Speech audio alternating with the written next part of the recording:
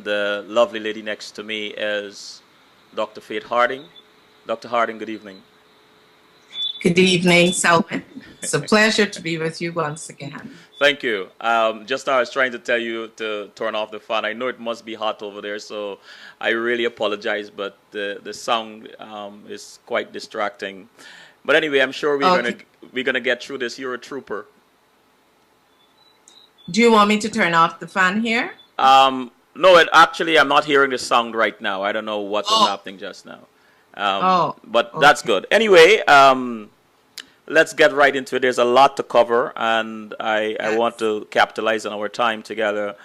You were born and raised in Guyana, and for someone who has traveled extensively and worked abroad to help build and transform nations, Dr. Harding, let's get right into it. Does behavior inform circumstances, or circumstances inform behavior? Definitely. Both. Actually, because, we're born with some factors. Genetically, we carry behaviors from our parents and for parents. Mm-hmm. So that, too, from my understanding and experience, sets the upper limits for how we will behave. Okay. Then we come into an environment which also helps to shape who we are and the behaviors that we will exhibit or display. So that both circumstances, which is the environment, I would say, and the genetic factor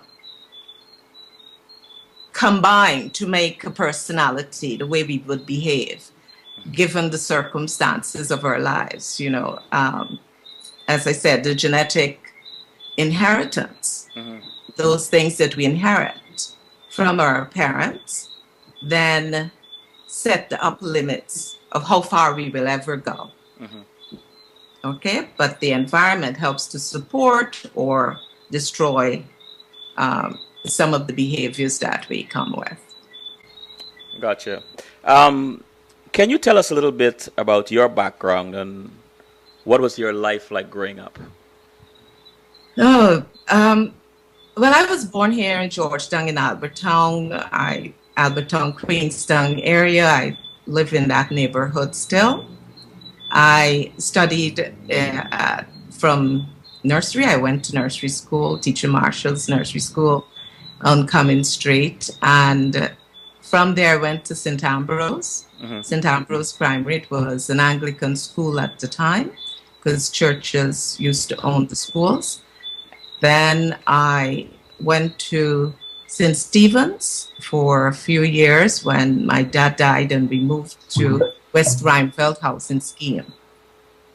From there, I went to BG, it was called BG Education Trust College, that high school with Mr. Cheeks and Mr. A.P. Allen and P.A. Alexander, who were the principals at the time. Then when I wrote, was it College of Preceptors, I then started to work at 16, 17. I started teaching. And my first teaching assignment was at Grove Methodist School on the East Bank, Grove on the East Bank. And then I went to, it was Agricola Methodist. Okay. So I started out in the teaching profession very early. learning to be a teacher then as what they called at the time an acting teacher. Then I moved out of teaching and I went into an office setting working as a telephone operator at Demerara Liquor Company. Mm-hmm. Then following that, I went to the US to begin studies at university level. Went through to the doctorate at Columbia University in New York, then returned to Guyana to share my skills and to live here again. Well, so that has been the background, and then it moved on into all kinds of exciting things, getting into politics, becoming a politician, a minister in government. And when we lost the elections in 1992, I became a member of parliament with the focus, I was shadowing education and health. That was for quite a few years. Then I went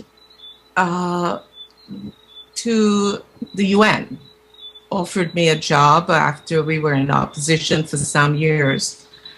After 92, in 2000, I joined the UN when East Timor was going to become a new country. I went to East Timor for the United Nations. Worked with them as well in Liberia when that too became a post-conflict country.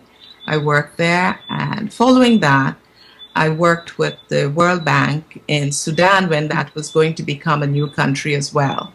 And in all these roles, it was helping to set up the governments of these new countries.